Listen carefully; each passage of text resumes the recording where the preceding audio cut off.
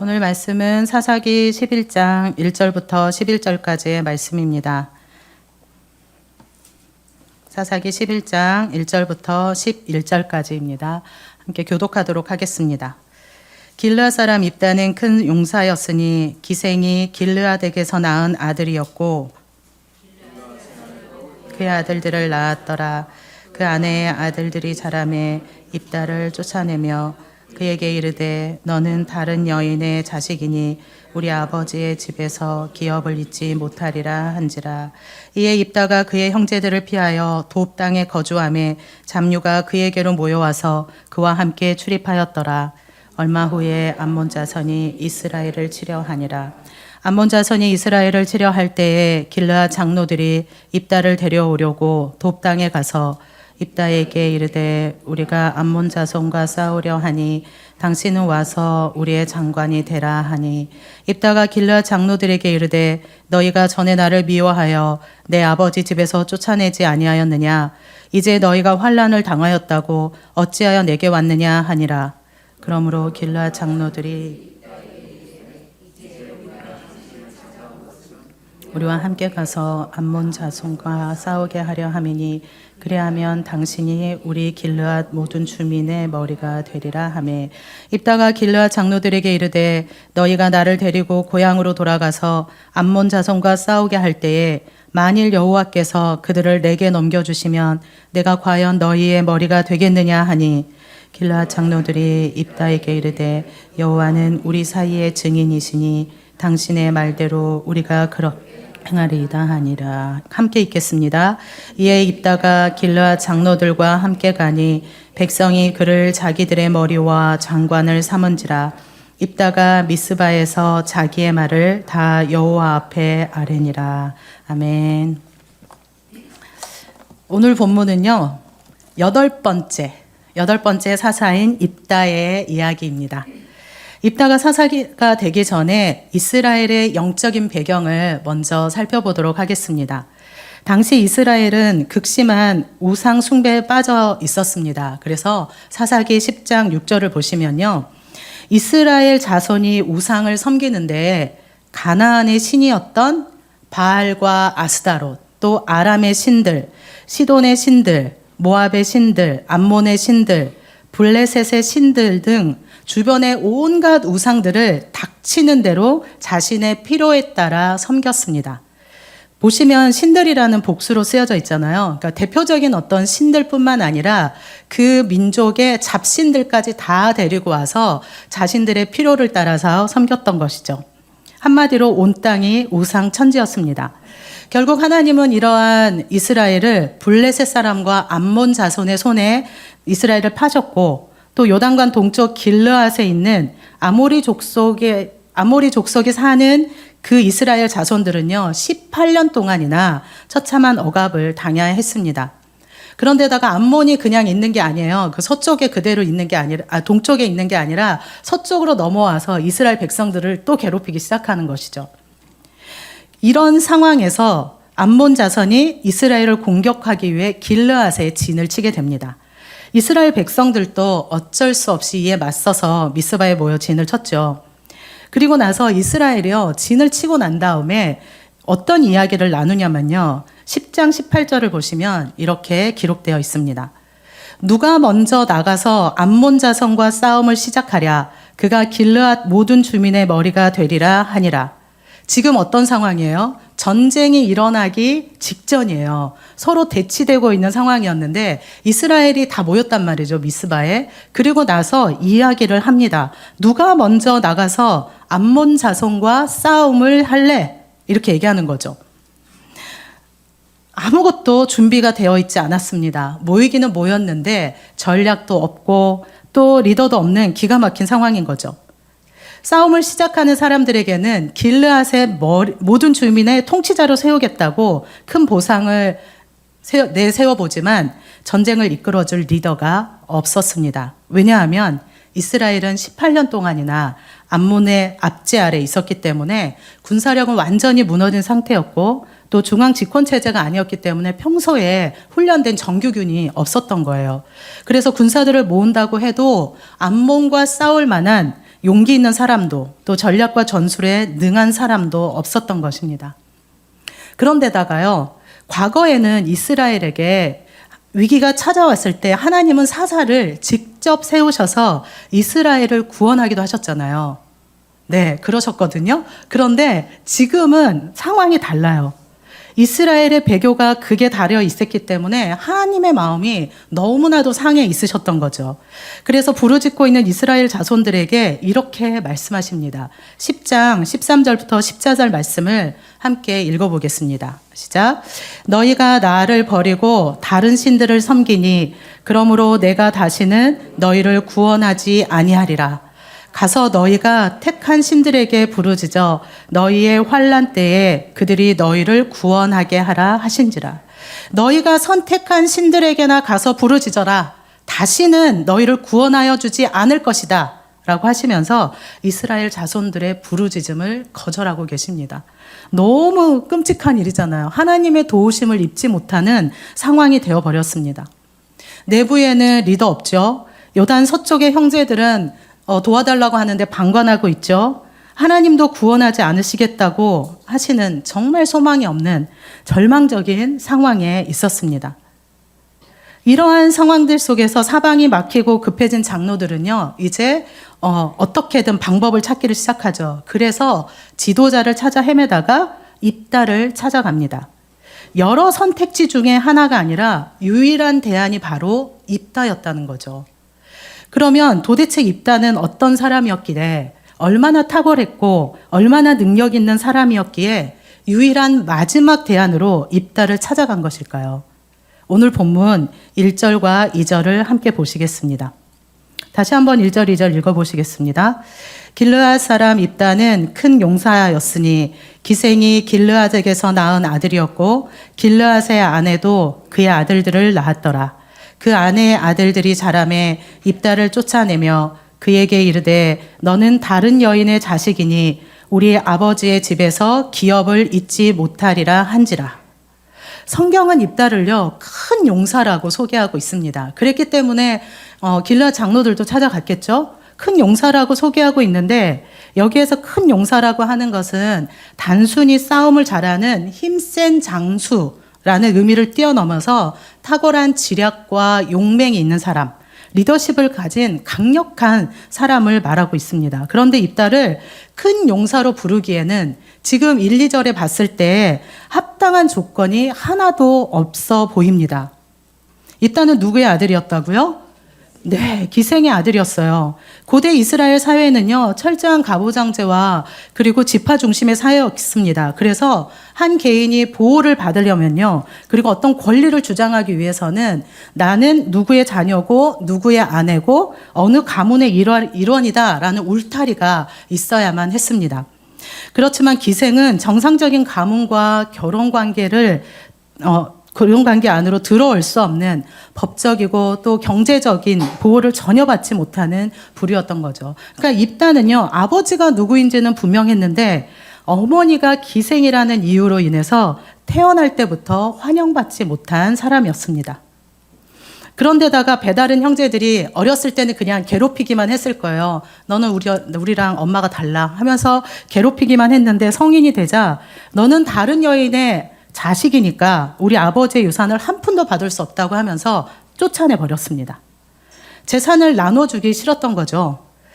입다가 쫓겨난 이유는 본인이 무엇인가를 잘못해서가 아니라 자신이 선택할 수 없었던 출생의 배경과 환경 때문에 마땅히 누려야 하는 권리와 유산마저 빼앗긴 채 쫓겨나게 된 것입니다. 큰 용사로 보이시나요? 입다가? 입다는 굉장히 억울했을 것 같습니다. 가족이라는 울타리도 없이 쫓겨난 입다의 마음은 거절감과 깊은 외로움, 슬픔, 분노, 좌절, 원망이 가득 차 있었습니다. 이렇게 쫓겨난 입다가 가서 거주한 것이 어디냐면요, 그 변방이었던 돕 땅에 정착을 하게 됩니다. 3절 말씀을 함께 보시면요, 이에 입다가 그의 형제들을 피하여 돕 땅에 거주하매 잡류가 그에게로 모여와서 그와 함께 출입하였더라. 돕 땅에 거주하게 됩니다. 돕이라고 하는 지명은요, 히브리어에서 토브라고 하는 단어예요. 다 아시죠? 어떤 뜻인지. 네, 어떤 뜻이죠? 선한, 좋은, 아름다운이라는 의미를 가지고 있습니다. 그 땅이 바로 돕 땅이었어요. 그렇지만 상처로 가득 차 있는 입다에게 그 돕은 결코 선하고 좋고 아름다운 땅이 아니었죠. 절망과 어둠과 아픔의 땅이었습니다. 그런데 이 아픔의 땅에서 입다는 잡류들의 머리가 됩니다. 3절 하반절에 보시면 잡류가 그에게로 모여와서 그와 함께 출입하였더라. 여기에서 잡류는요, 불량배나 그리고 깡패처럼 느껴지기 쉽지만 히브리어 원어의 뜻을 직역하면은요, 이런 의미가 있습니다. 속이 텅 빈 사람들, 속이 텅 빈 사람들, 가진 것이 아무것도 없는 사람, 삶의 기반이 통째로 날아가 버린 사람들을 의미하는 것이죠. 재산도 가족의 보호망도 그리고 정당한 신분도 주어지지 않아서 삶의 토대가 잃어버린 사람들을 말하고 있습니다. 그래서 다윗이 사울 왕을 피해서 도망갔을 때 아둘람 굴에서도 이러한 속이 텅 빈 사람들이 모여들잖아요. 환난당한 자, 빚진 자, 마음이 원통한 자들이 모여들었던 것처럼 입다에게도 그 돕당에 있었던 인생의 패배자들, 속이 텅 빈 사람들이 입다에게로 모여든 것입니다. 입다는 이들의 두목이 되었습니다. 입다를 큰 용사라고 했지만 주류 사회에서 인정받지 못했던 기생의 아들이었고 가문에서 기업을 받지 못하고 쫓겨난 추방자였습니다. 그리고 이스라엘 영토 밖에 변방의 돕 땅에서 사회적 안전방이 하나도 없이 거주하고 있었고 주변에 무엇인가 줄을 댈 만한 사람도 없는 잡류들로 주변이 채워져 있었습니다. 세상의 기준으로 봤을 때 입다는 큰 용사라는 기준에 합당한 것이 하나도 없었습니다. 그러나 하나님은 이스라엘을 구원할 사사로 입다를 준비시키고 계셨던 것이죠. 세상은 끊임없이 우리를 향해서 또 우리의 자녀들과 손주들을 향해서 이렇게 이야기합니다. 너 스펙이 부족해. 과거에 상처가 있잖아. 너 배경이 좋지 않아. 라면서 자격을 묻고 낙인을 찍습니다. 그리고 때로 그리고 우리의 자녀들은 이러한 기준에 갇혀서 낙심하기도 합니다. 그러나 하나님이 일하시는 방식은 다르죠. 자격이 있어서 그 사람을 사용하는 것이 아니라 자격이 없는 사람을 택하셔서 세상의 기준에는 아무런 자격이 없는데 그런 사람을 택하셔서 은혜와 사랑으로 빚어가시고 만들어가시는 분이십니다. 하나님께서는 너 하는 것 봐서 내가 어떻게 할지 결정할게 라고 하지 않으시고 큰 용사여 라고 부르시면서 큰 용사로 만들어가시는 분이신 것이죠. 하나님은 갈대아 우르에서 우상을 만들었던 아브라함을 부르시고 믿음의 조상으로 세워가셨습니다. 아브라함이 하나님을 믿었던 사람이었나요? 아니었죠. 우상을 만들었던 사람이었습니다. 그곳에서 기도하거나 예배했던 사람이 아니었어요. 그렇지만 하나님은 아브라함을 선택하셨고 믿음의 조상으로 세워가셨습니다. 우리가 묵상하고 있는 창세기에서 야곱은 어떤 사람이었습니까?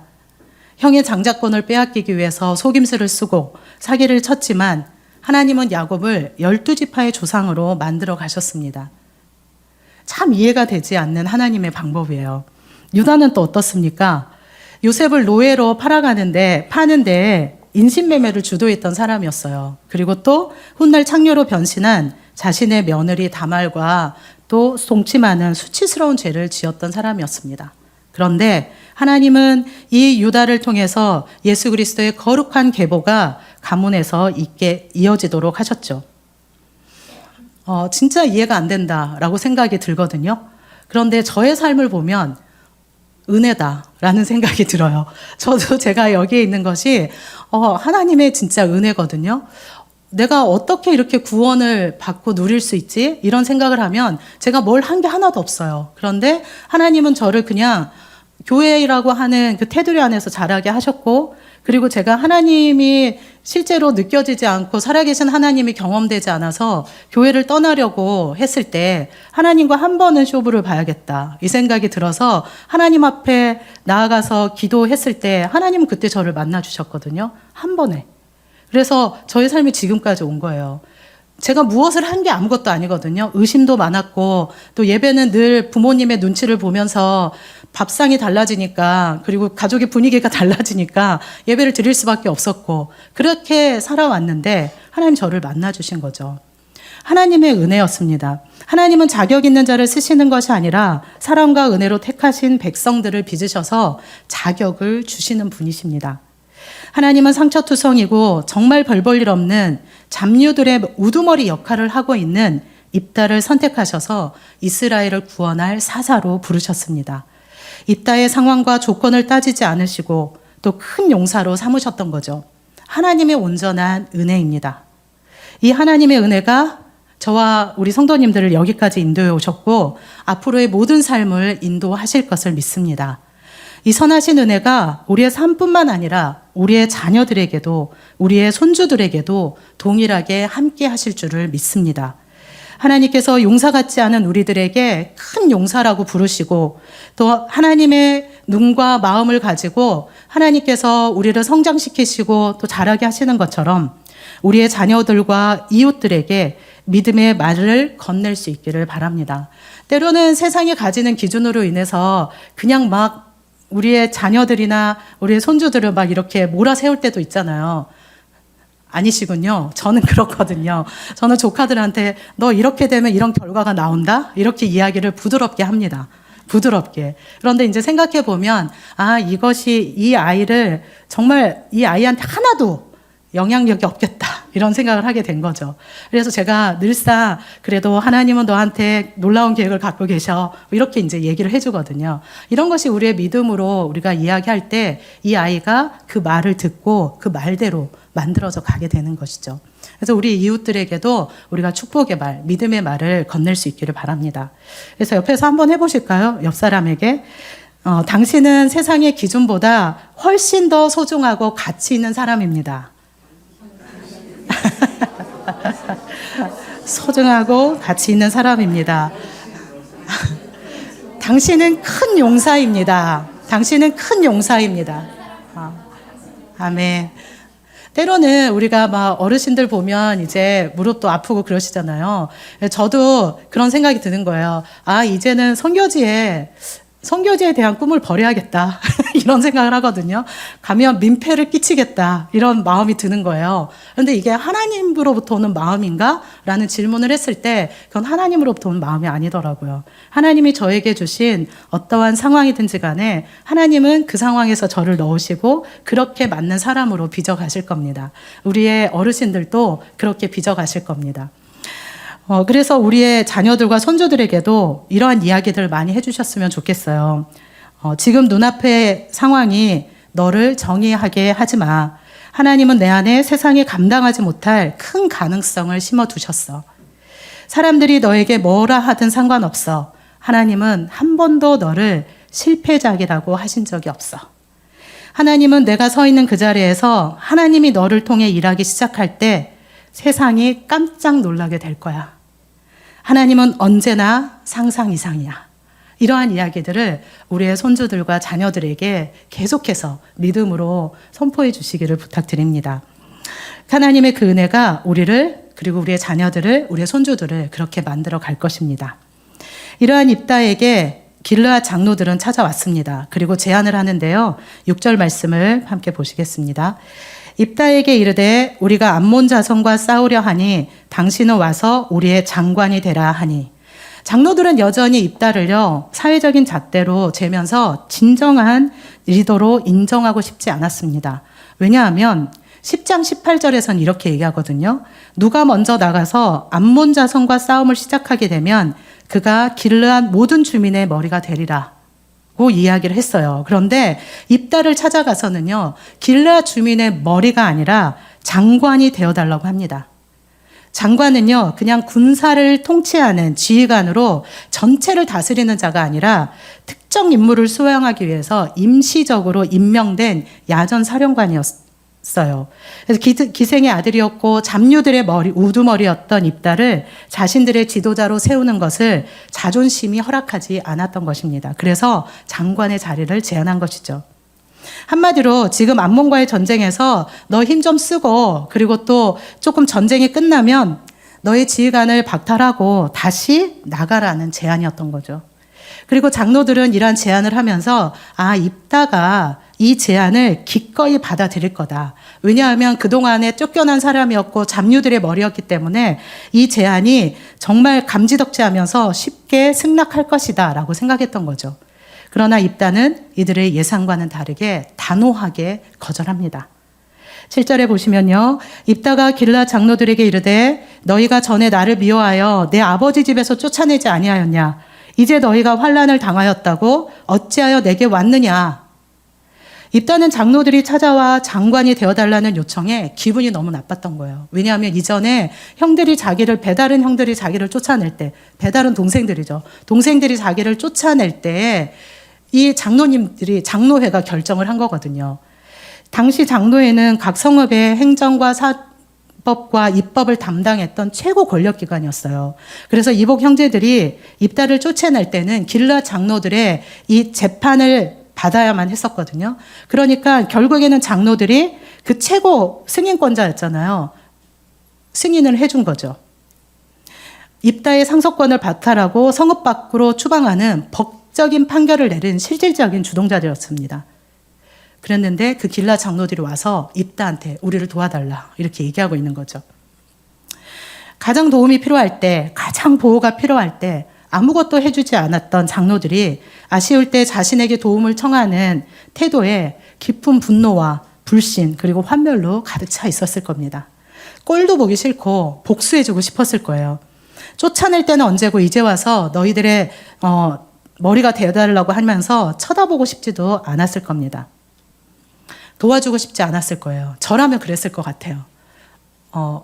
쫓아낼 때는 언제고 지금 와서 오지도 마 이랬을 것 같거든요. 그런데 입다의 반응은 다릅니다. 11절 말씀을 함께 읽어보겠습니다. 길앗 장로들과 함께 가니 백성이 그를 자기들의 머리와 장관을 삼은지라. 입다가 미스바에서 자기의 말을 다 여호와 앞에 아뢰니라.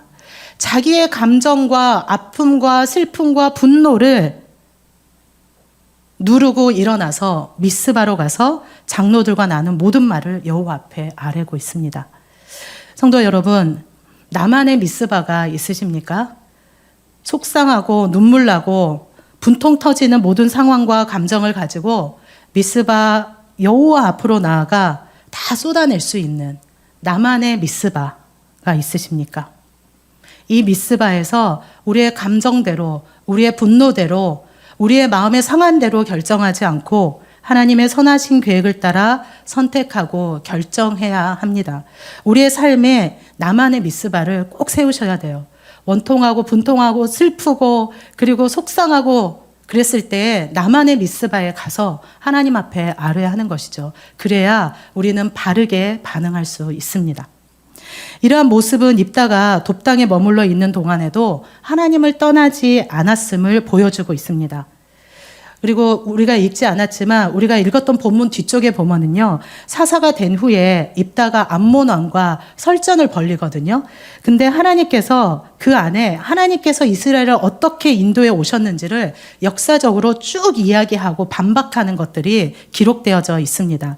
그 반박한 내용에는요, 하나님이 이스라엘의 역사의 주인이시다. 그리고 하나님께서 이스라엘을 여기로 인도하셨고 하나님이 주신 땅이다. 그러니까 니네가 공격하고 쳐들어오고 빼앗을 수 없다라고 이야기하는 것을 보게 됩니다. 만약 입다가 하나님을 잊어버렸다면 돕당에서 이방신을 섬기면서 살았을 거예요. 그렇지만 장로들이 찾아왔을 때 입다는 여호와께서 그들을 넘겨주시면 이라는 말로 하나님께서 이 모든 전쟁의 주인이시다라는 것들을 이야기하고 있는 것이죠. 입다의 삶의 중심에는 여전히 하나님이 계셨습니다. 입다는 돕이라는 척박한 땅에서 하나님을 붙들고 있었습니다. 이방 문화가 가득했고 황폐한 비주류의 땅에서 낙심하고 타락하기에 너무나도 쉬운 환경이었지만 입다는 그곳에서 여호와 중심의 신앙을 잃지 않았던 것이죠. 그래서 히브리 기자는 히브리서에서 이렇게 증언해 줍니다. 히브리서 11장 31절 33절인데요. 내가 무슨 말을 더하리요? 기드온, 바락, 삼손, 입다 다윗 및 사무엘과 선지자들의 일을 말하려면 내게 시간이 부족하리로다. 그들은 믿음으로 나라들을 이기기도 하며 의를 행하기도 하며 약속을 받기도 하며 사자의 입을 막기도 하며 불의 세력을 멸하기도 하며 칼날을 피하기도 하며 연약한 가운데 강하게 되기도 하며 전쟁에 용감하게 되어 이방 사람들의 진을 물리치기도 하며 입다를 믿음의 사람으로 기록하고 있습니다. 상처와 아픔과 쓰라림이 있는 돕당에서 끝까지 하나님을 붙듦으로 척박한 그 땅 한가운데에서 하나님의 거룩한 통로로 준비되고 있었던 것입니다. 때로 우리의 삶에서 돕당과 같은 현실을 마주할 때가 있습니다. 환경을 바라보면 낙심할 수밖에 없지만 입다처럼 여호와 중심의 신앙을 붙들 때 하나님은 우리의 척박한 삶의 자리를 영적 승리의 현장으로 바꾸어 주실 것입니다. 황폐하고 척박하고 또 외롭게 느껴지는 돕당이 하나님의 크신 계획을 펼쳐내는 선하고 아름다운 땅이 될 것입니다. 우리의 어떠함에 상관없이 큰 용사라고 부르시고 또 그렇게 빚어가시는 하나님을 신뢰하면서 나만의 미스바에서 하나님을 향해 우리의 시선을 들고 완전하신 계획을 가지고 계시는 하나님을 붙들고 나아가는 저와 우리의 성도님들이 되었으면 좋겠습니다. 하나님은 우리를 큰 용사라고 부르십니다. 여러분들은 큰 용사이십니다. 아멘. 옆분한테 다시 한번 고백해 주실까요? 당신은 큰 용사이십니다. 당신은 큰 용사이십니다. 아멘.